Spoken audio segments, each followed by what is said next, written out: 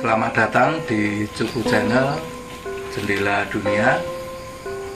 Kali ini kita akan ngobrol membahas tentang suatu teknik meditasi dalam Gawra Wisesa Jati yang disebut Bun Tumetes. Jadi sebetulnya tentang Bun Tumetes itu dalam meditasi Jawa, kalau kita lihat di Wedotomo itu kan setiap kalau kita lihat sembah catur itu kan sebuah proses meditasi, proses manembah, proses perjalanan spiritual menuju ke ketuhanan atau mengolah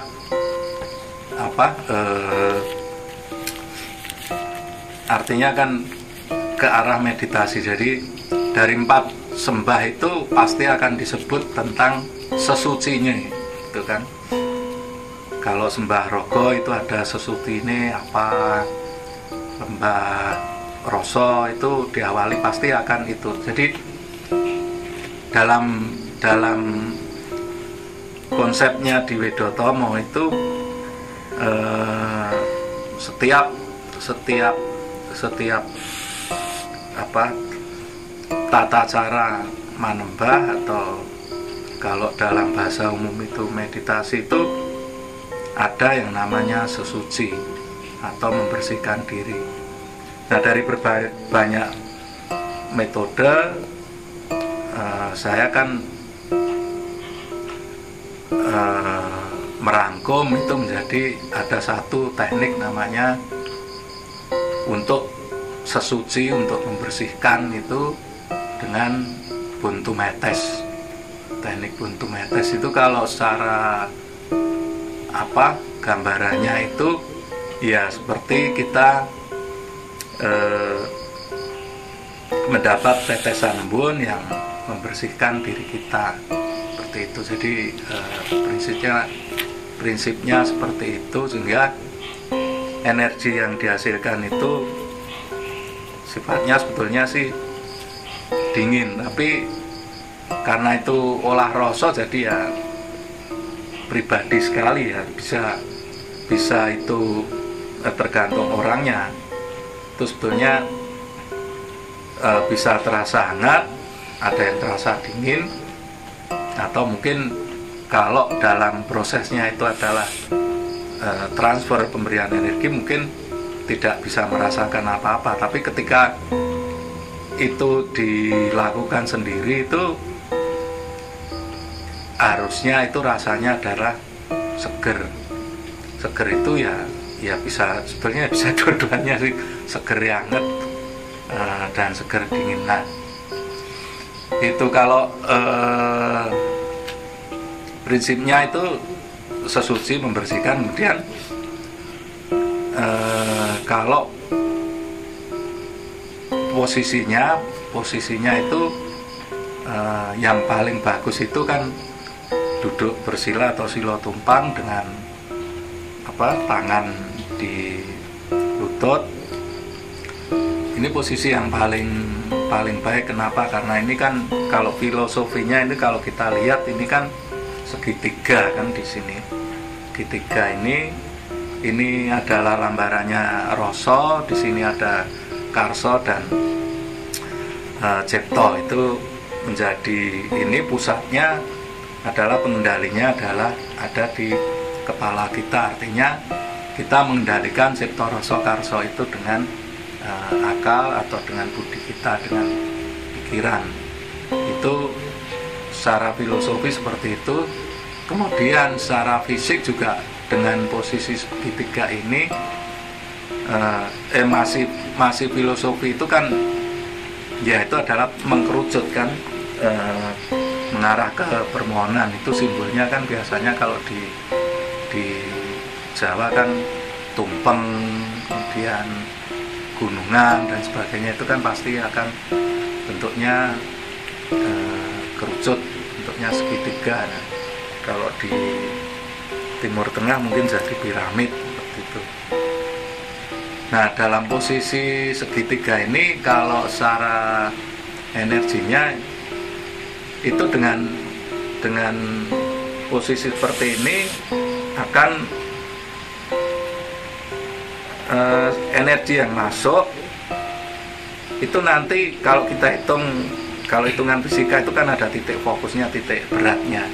Itu nanti jatuhnya kan bukan di tengah tapi di agak ke bawah. Itu artinya nanti semuanya akan ke pusar. Makanya kan ini yang dilatih energinya yang di pusar. Nah, kemudian kalau itu pembersihan untuk penyembuhan, untuk transfer itu ini akan menjadi semacam bucket ya, jadi penampung kan.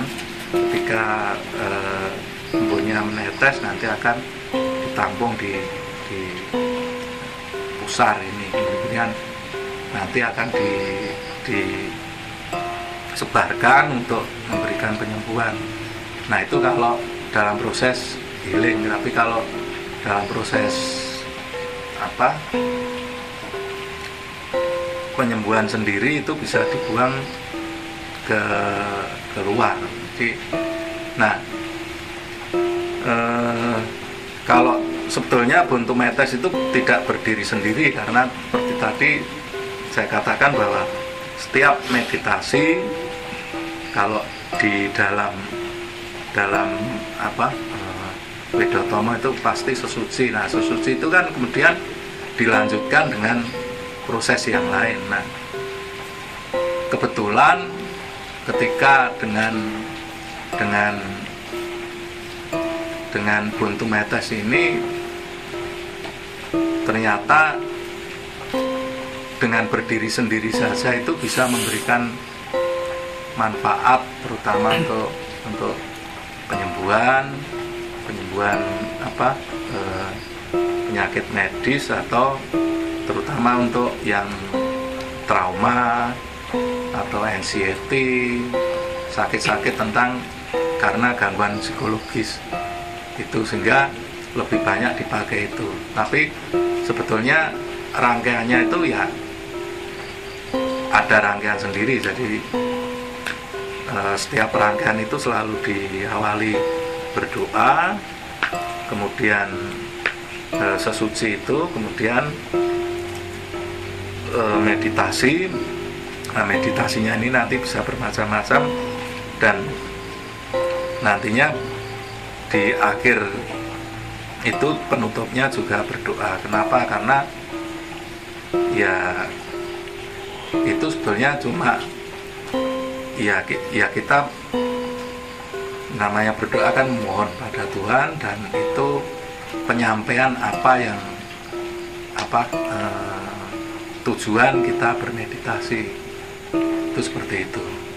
Jadi mungkin untuk seperti itu. Saya boleh tanya ya? Yeah. Itu embunnya itu divisualisasi atau dia biar sendiri itu? Istilahnya terbayang sendiri wujudnya apa, atau rasanya misalnya kalau diganti es krim apa gimana gitu. Iya bisa. Nah, jadi itu divisualisasi. Itu dua-duanya bisa, Mas. Bisa nih. Dua-duanya bisa, artinya divisualisasi benar-benar seperti di ada airnya, Ya. itu bisa. Atau cuman rasa, tidak bisa, tidak membayangkan bunyinya, tapi rasanya itu akan, yang penting itu merasakan aliran energinya sebetulnya. Jadi bukan visualnya. Iya, istilahnya kan kalau visual yang memang sih diwujud kan kayak dibentuk di pikiran gitu loh. Iya. Ya. Tapi sebetulnya arahnya itu rasanya seperti itu.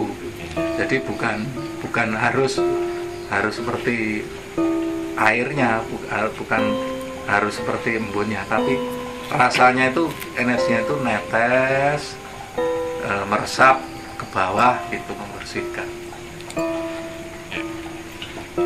Nek es krim kok malah bingung, jadi ya ndak apa-apa, mengko ndak tak takut ini yang vanila apa yang coklat, itu kan susah. Gelato rasa cair-cair. Ini ada yang menarik ini tentang konsep yang diceritakan tentang konsep embun tumetes tentang segitiga tadi, karena memang di banyak aliran teknik kejawen sendiri itu istilah segitiga itu bahkan di luar negeri juga dipelajari banyak hal tentang istilah segitiga itu sendiri.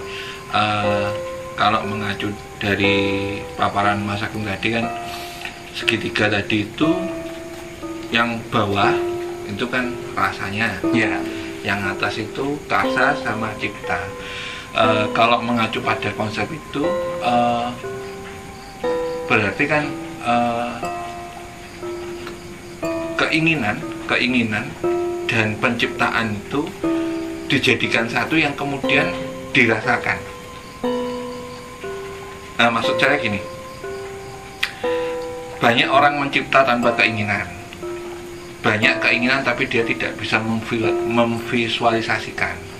Tapi kalau melihat dari konsep yang tadi segitiga tadi, yang kemudian titik tengahnya itu ada, titik beratnya itu ada di bawah, berarti kan kalau ujungnya itu adalah cipta dan karsa, berarti kan ketika memvisualisasikan itu ciptanya harus benar, karsanya harus benar, dan kemudian baru dirasakan benar-benar.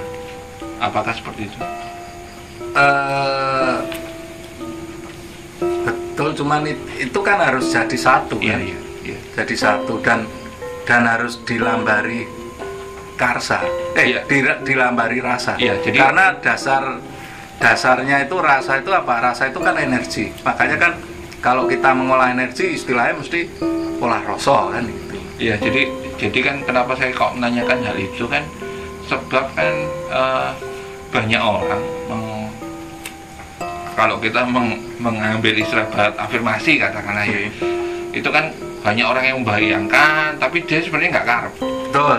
Nah, jadi kan sebenarnya ketika dia menciptakan visualisasi dan dia mungkin rutanya lebih ke arah dia karep terus menciptakan visualisasi, kemudian visualisasi itu benar-benar dirasakan sampai turun ke bawah. Iya, berarti secara konsepnya seperti itu ya. Sebab memang di banyak aliran yang lain yang saya tahu juga memang konsep segitiga itu sendiri itu bisa dikembangkan jadi banyak sekali, dan memang secara basicnya kalau dari paparan Mas Agung tadi kan yang saya tangkap kan yang digunakan basicnya kan itu. Jadi kan banyak orang contoh kepingin sembuh, yang dibayangkan itu bukan kan biasanya kalau sembuh itu biasanya membayangkan itu air jernih, seger, dingin, terus dia pengen sembuh terus itu dirasakan. Kadang yang dibayangkan itu duit, kadang yang dibayangkan itu utangnya, kadang yang dibayangkan itu pengaruhnya sangat besar berarti sama tekniknya embun tumetes ini. Kalau salah yang dibayangkan berarti gagal total saya. Sebetulnya kenapa embun tumetes, kalau kita bicara ini kan beda ini ya konsep segitiga tadi dengan buntu metes, karena buntu metes itu kan tahap awal ketika mau meditasi kan, itu kan hanya membersihkan, namun ternyata efek dan manfaatnya banyak. Nah, kalau bicara cipta rasa karsa tadi, kenapa rasa itu harus ikut? Karena itu untuk mengangkat memang energinya itu, tenaganya dari situ. Kalau cipta saja tanpa dibarengi rasa itu mengangen-angen, jadi cuman bayangan. Oh, aku pengen apa? Besok beli mobil, itu cuman bayangan, tapi nggak ada rasa untuk mewujudkan itu. Kemudian kalau karep tok, karso tok gitu, karso itu nanti akan jadi ini, akan jadi obsesi. Lho karepe sugih, gayane tok sugih. Rasane ya dia cuman dua tok toh. Dia cuman karso sama cipta tok. Oh nek wong sugih tumpakane ngene, bajunya seperti ini, dia bergaya gitu. Rasanya untuk mewujudkan nggak ada. Tapi kalau cuman rasa tok juga nggak bisa. Rasa itu cuman jadi angan-angan yang terpendam. Wah, pengen banget ngene gitu, tapi pengen banget sugih gitu. Ya sugih ki opo gitu ya nggak tahu kan. Yang penting kan cuman rasanya itu. Nah, itu kalau hubungannya itu. Cuma untuk apa, buntu metes ini sebetulnya satu langkah awal. Mungkin kalau dicari apa, atau bukan ya, kalau pembandingnya ya, misalnya pembandingnya ya seperti yang kita bahas di episode yang lalu, mungkin di aliran tertentu itu jadi yang mijil tadi, atau mungkin mantra yang disebutkan. Cuman kan kalau dalam Gawra Wisesa Jati itu tidak ada mantra, tidak ada afirmasi yang harus diucapkan. Jadi semua hanya pengolahan energi ya. Ya yang diucapkan hanya doa itu aja, doa pembuka, doa penutup itu wajib. Kenapa? Karena itu untuk mulai persiapan. Fungsinya doa pembuka itu kan selain kita mengakui bahwa ada Tuhan, bahwa kita semua itu terjadi karena Tuhan, itu fungsinya adalah membuka, mempersiapkan diri kita. Kemudian penutup itu, kenapa kita tutup, kita bersyukur, itu fungsinya adalah menonaktifkan energi. Karena kalau energi aktif terus, itu ya kembali ke konsep bahwa jagat itu wisesa winisesa wus. Jadi saling kuasa menguasai ya, nanti kita akan terpengaruh. Kalau itu kan menonaktifkan itu bukan berarti mengunci, bukan. Cuman itu disimpan di sini gitu. Nanti suatu saat dibutuhkan, entah dengan sadar atau tidak, dia akan aktif sendiri. Tapi istilahnya tidak berkeliaran kemana-mana, dikumpulkan di satu tempat penyimpanan. Kalau di istilah ininya mungkin ada yang menyebut itu cakra atau macam-macam kan. Tapi intinya adalah itu untuk tempat untuk menyimpan energinya supaya di situ. Itu kira-kira Mas. Pernah nggak Mas, ketika Mas Agung mengajarkan hal itu pada para siswane Mas Agung, ada kesalahan tentang rasa?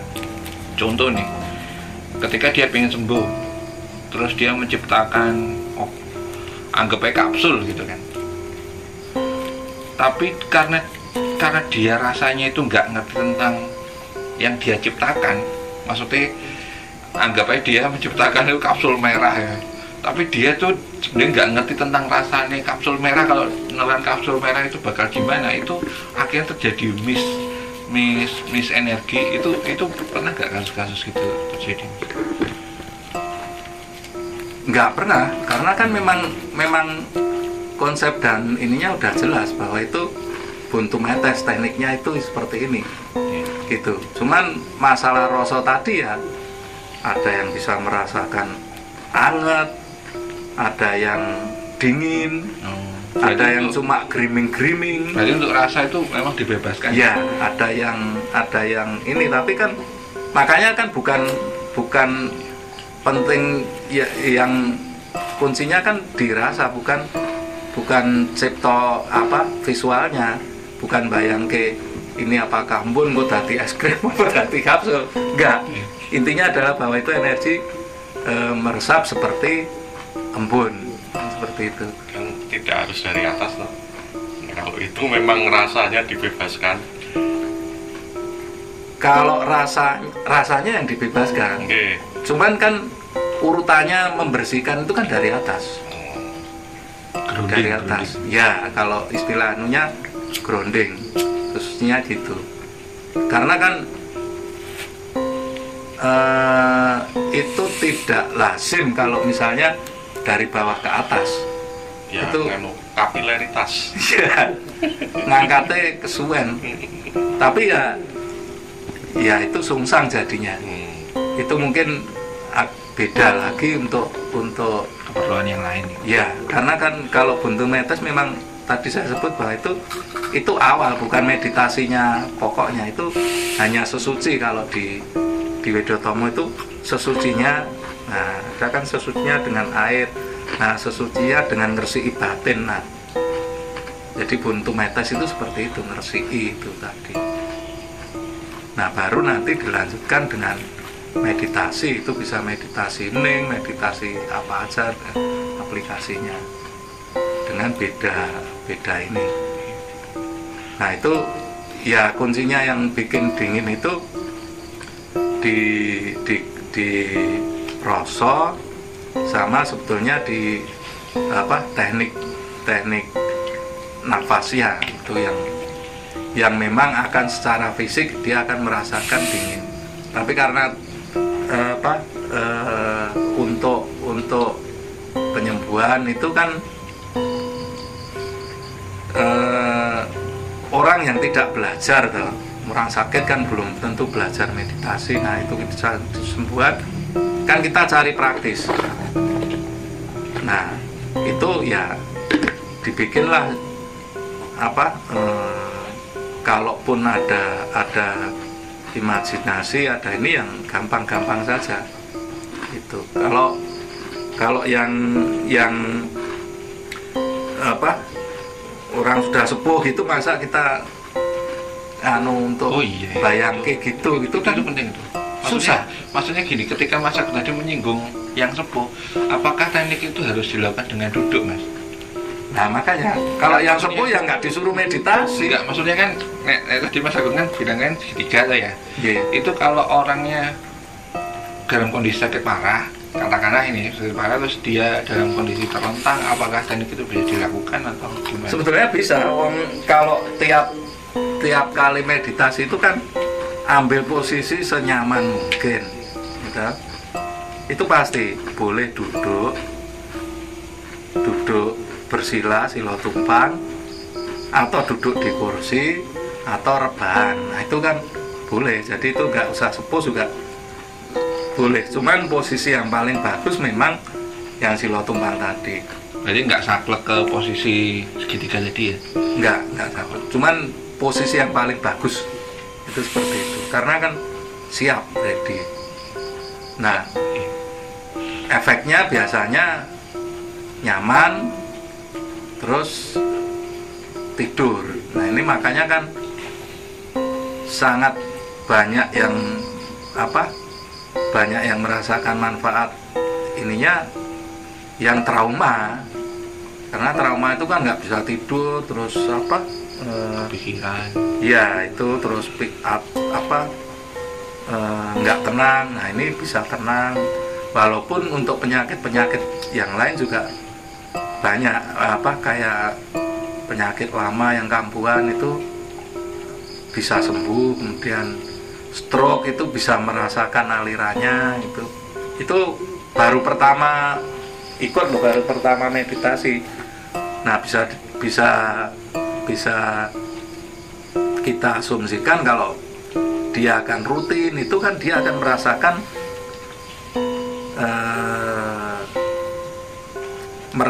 bagian yang stroke itu. Kalau bagian yang stroke itu bisa dirasakan berarti normal kan, bisa seperti itu.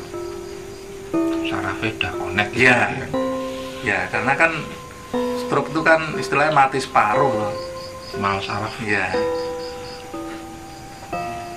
yes, jadi ngoten untuk buntu metes. Jadi, nah di luar itu masih banyak aplikasi yang lain yang nantinya saya udah susun untuk sebuah kurikulum nanti yang bisa dipelajari. Cuman bedanya itu untuk belajar itu juga pakai buntu metes, sebetulnya kan untuk belajar, tapi karena itu sangat bermanfaat untuk penyembuhan, ya saya petal sendiri untuk penyembuhan.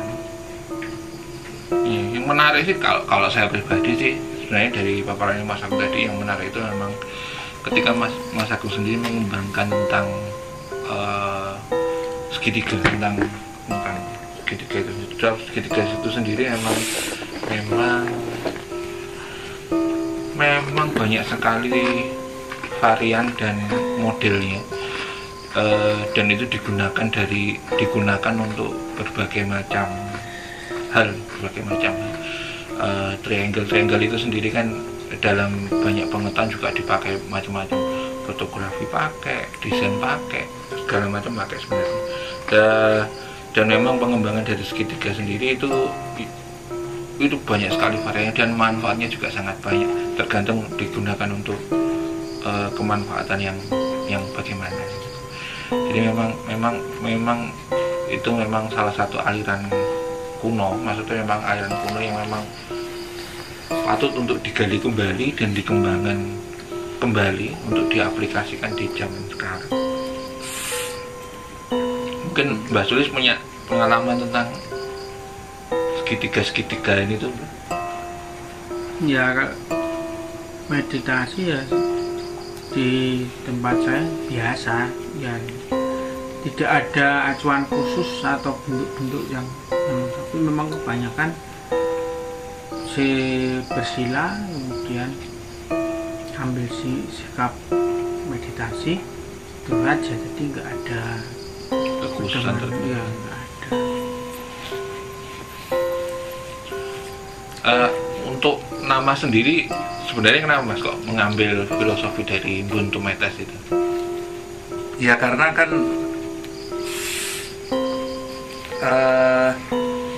kenapa embun itu kan sesuatu yang menyejukkan kan, karena ya tadi konsepnya kan sesuci tadi kan, membersihkan itu dengan air. Nah kalau sekarang gimana prosesnya? Kalau air itu yang paling pas untuk apa? Untuk meditasi itu kan embun. Kenapa? Karena embun itu netes tuh. Tes, meresap. Kalau hujan gitu kita bayanginnya kan kelebus gini kan napasnya yang pedot gitu, apalagi air terjun gitu kan. Jadi kan ya itu kan tes kenapa dipilih embun ya konsepnya karena membersihkan. Anu aja bukan hujan tapi kermun ini kalau hujannya kecil-kecil. Nah ya, tapi kan tetap masih kerep. Kalau embun itu kan netesnya alon-alon, yes.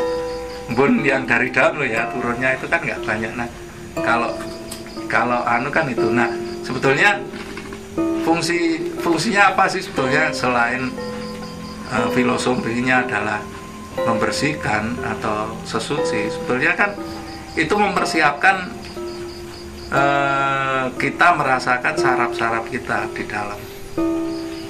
Jadi kan mulai ditetesi, dirasakan, karena kan sebetulnya meditasi itu kan mengolah diri kita. Diri kita itu bukan hanya otot, bukan hanya daging, bukan hanya kulit, tapi seluruh sel. Nah, ketika ditetesi konsepnya ini terus meresap, ini kan bukan hanya yang dilewati, ini kan bukan hanya mata, tapi kan sel-selnya ini disiapkan dengan merasakan seluruh sarafnya itu, sehingga ketika semuanya itu, ketika proses ini selesai, itu juga sebetulnya tidak ada target waktu, artinya sesuai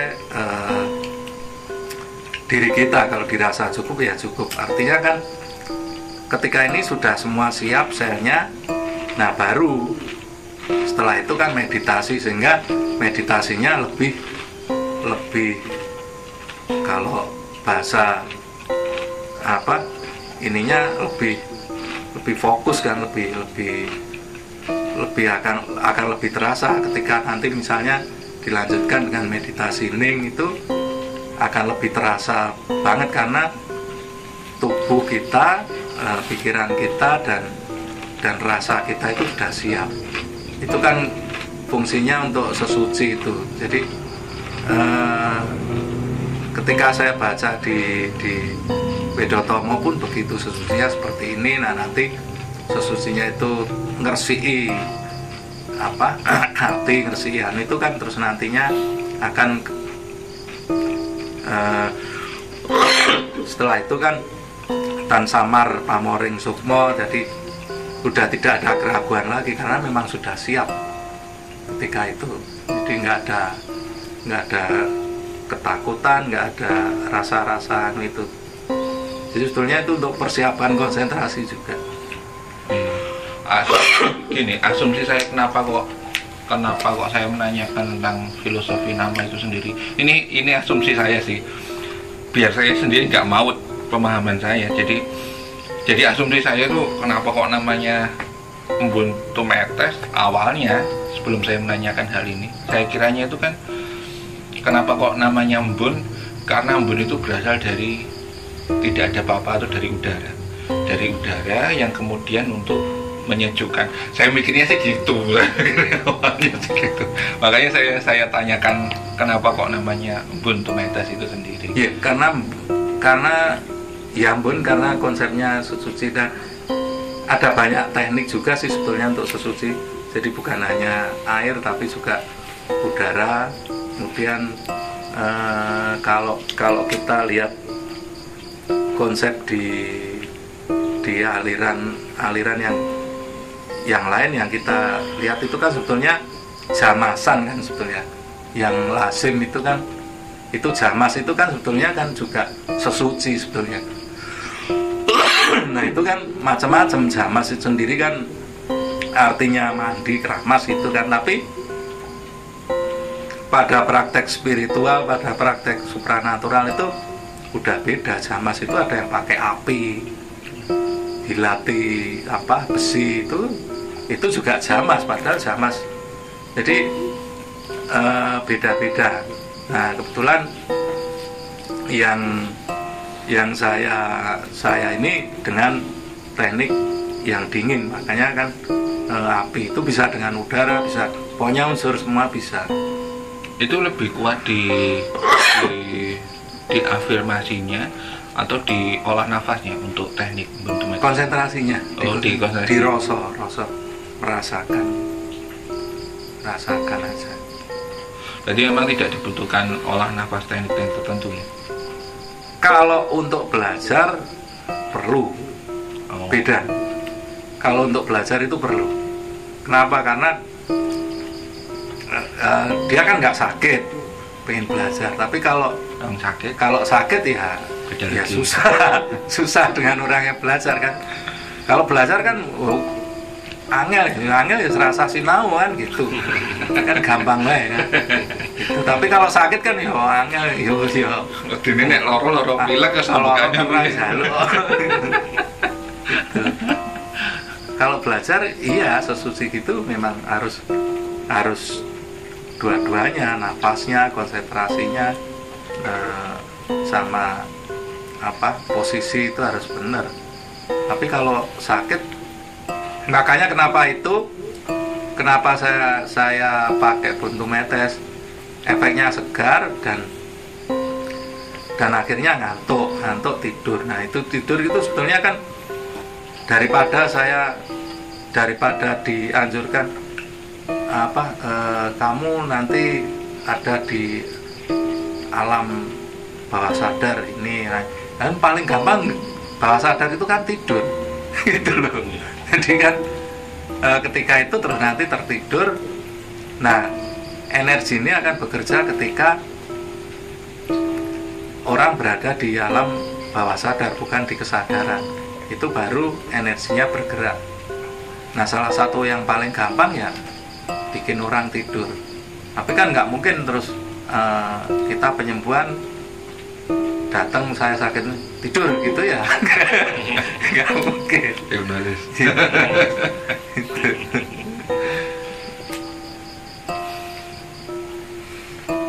Enggak nih, ada pertanyaan lagi.